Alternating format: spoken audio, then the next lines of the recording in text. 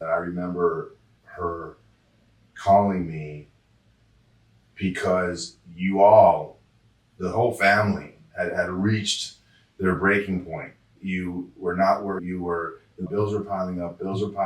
And when it really got to that end point, that's when she got the letter that you got approved. Yes. And that's when she called me, and it was exciting. Yeah, it was exciting. I looked at my portal for workers' comp, and it says, we have accepted your claim. And first thing I did was call my wife, and I still hear the ringing in my ear from the speakerphone when she was screaming for joy. Mm-hmm. That was a great day.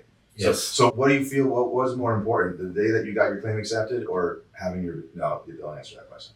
We won't put that on you. Which was more important, you getting your claim accepted or having a baby? So we won't even do that. I had 4 of them, so which one? So now that, and you've already answered my next question. My next question was going to be, how was your, which I do ask all of my, how was your stress level before meeting us? You've already answered that your stress level was just through the roof before getting your claim accepted.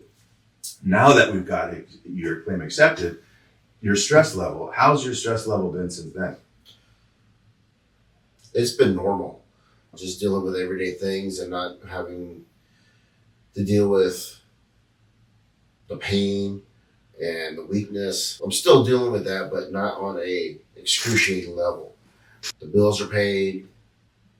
What about your transportation back and forth from the doctor's office? Is that being reimbursed back to you? Oh yeah, I just got in the mileage, Mm-hmm. and it's an easy form. You get it on the DOL website.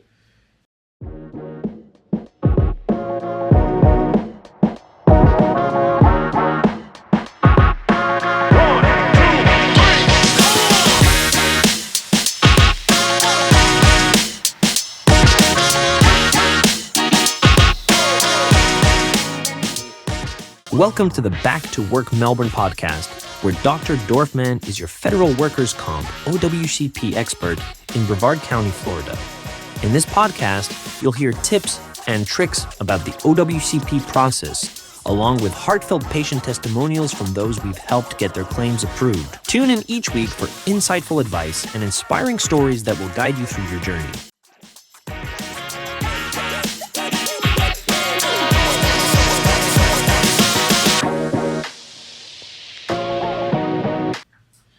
All right, Stephen, welcome to our podcast.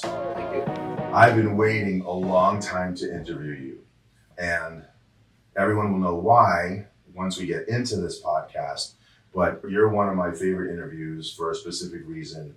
It's great for you to be here, and let's get right into your injuries, what was going on with you before you started here, after you started here. So let's start from the beginning, and I know the beginning with you is a long time ago.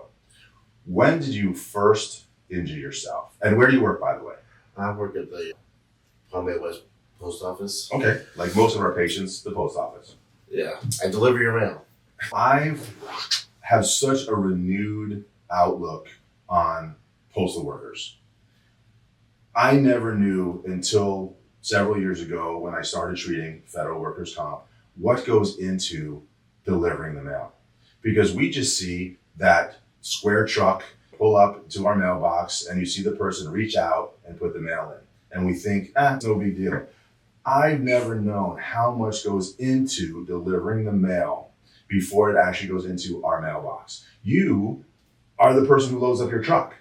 So all the boxes and papers and everything that's in you did that this morning. You had to put all that stuff in your truck before you even got into your truck to deliver it. Right. So I just want to let you know, I appreciate you.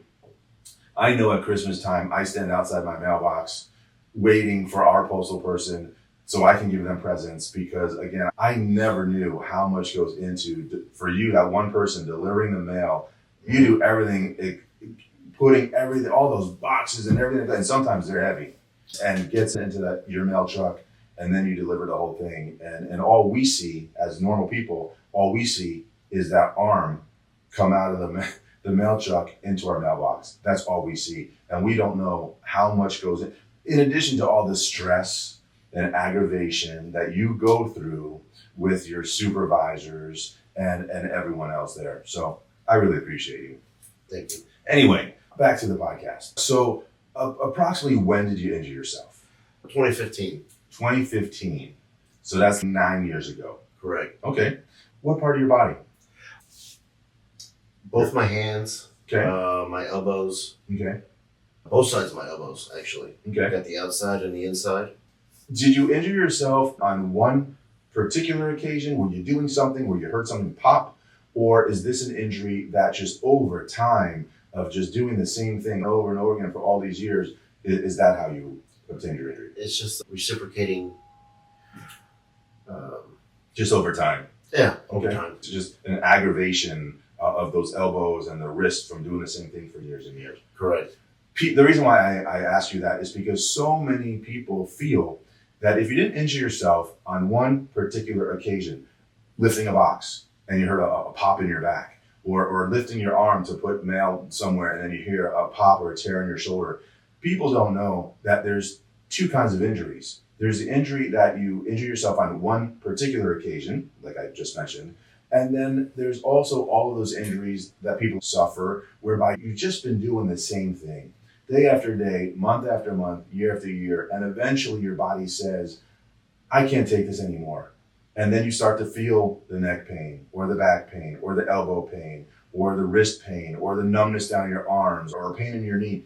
People feel that if you've injured yourself over time, hey, that's just me. I'm getting older. And they don't know that's actually a federal workers' comp injury. That's an injury at the workplace. Even though it didn't happen on one particular occasion, it's been growing over years, and you are able to treat for that injury. We don't have to write down that you hurt yourself on one particular day. That's the difference between what's called a CA1 and a CA2. A CA1 form is the form you fill out when you hurt yourself on one particular occasion. A CA2 form is the form that you fill out when you didn't hurt yourself on one particular occasion, but it's just something that's been growing and getting worse and worse over time. Yes, and that's the hardest thing to get approved through federal workers' comp, because you have to prove it Yes. beyond a reasonable doubt. Yes. And for that particular reason, it took so long. How long? It took 8.5 years. When I first met, you met us by chance. Yes. You met us by chance when my girlfriend was talking to your wife, and she was, because she's known her for a long time, because she's a photographer, and she's known her for a long time. And one day they were talking, your wife was incredibly upset how injured her husband was, his pain, how long he's been in pain, and nobody's helping him, and the bills are racking up, and he's not working. And she said, where does he work? And she says, for the post office. When she found out that you work at the post office, she said, that's what Dave does all day, every day. Federal workers comp, the post office. And gave your wife, Sheena, our phone number. You called me, and we immediately got you in. And when I found out that your case had been denied for the last 8.5 years, I was excited. I was excited not only for you, but I was excited for me, because I knew that we were going to stop at nothing to get this case accepted. If a person is injured, a person is injured. And if a person is faking their injuries, where I've never known in federal workers' comp, but yeah, if a person is faking something, then they're going to know that. And that's why cases don't get accepted. But if a person is injured and your case just hasn't been accepted because the paperwork hasn't been filled out correctly, which oftentimes happens, I was so excited to meet you, not only to get you better, but certainly to document those injuries and be able to get your claim approved. And I knew that you were the longest, and you might forever always be the longest case that we got accepted. So how long, if you remember, how long did it take for us to get your claim accepted? To go back a little bit, I was still working for the post office during all this time, because, I got kids to feed, bills to pay. Sure. And I just couldn't take it anymore. And I came into the office on August 8th, 2023. That's like remembering the date that you had a baby. Yes. Or remembering the date that you got married. He sat me down and said, look, we can't have you working anymore because you're going to injure it longer than you're going to injure it beyond repair. Mm-hmm. And so I took their advice, and used up all my sick leave, all my annual leave, and on the last day of my annual leave, I got approved. Mm-hmm. And I'm so grateful. My wife was so grateful. We went out and had a celebratory dinner, and my life has been a lot better. Less stress on me, less stress on my wife, and just focusing on getting better right now. I remember, now that you mentioned that, I remember her calling me because you all, the whole family, had reached their breaking point. You were not where you were. The bills were piling up, and when it really got to that end point, that's when she got the letter that you got approved. Yes. And that's when she called me, and it was exciting. Yeah, it was exciting. I looked at my portal for workers' comp, and it says, we have accepted your claim. And first thing I did was call my wife, and I still hear the ringing in my ear from the speakerphone when she was screaming for joy. Mm-hmm. That was a great day. Yes. So what do you feel, what was more important, the day that you got your claim accepted or having your, no, you don't answer that question.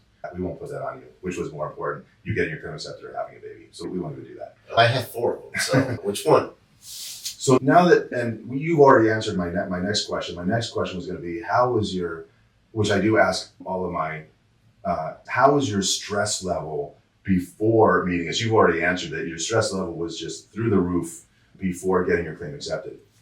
Now that we've got your claim accepted, your stress level, how's your stress level been since then? It's been normal. Just dealing with everyday things and not having to deal with the pain and the weakness. I'm still dealing with that, but not on a excruciating level. The bills are paid. What about your transportation back and forth from the doctor's office? Is that being reimbursed back to you? Oh yeah, I just got in the mileage, Mm-hmm. and it's an easy form. You get it on the DOL website. I'm on my second run of filling that out. So before you got your claim accepted, for 8.5 years, you're going to doctor's offices in all different areas.